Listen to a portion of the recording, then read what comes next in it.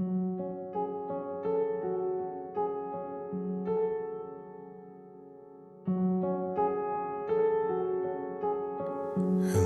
darkness, my old friend.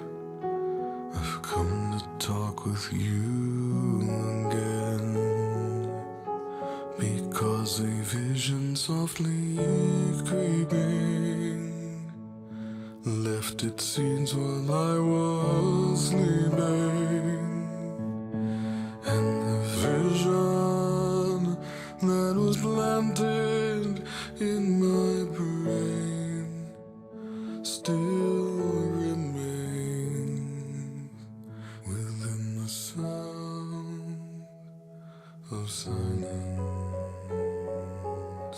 In restless dreams I walked alone, narrow streets of cobblestone, neath the halo of a street lamp.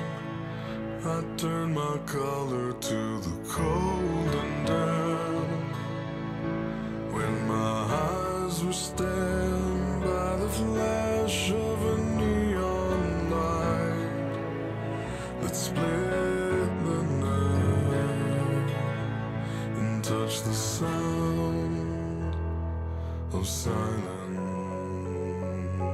And in the naked light I saw 10,000 people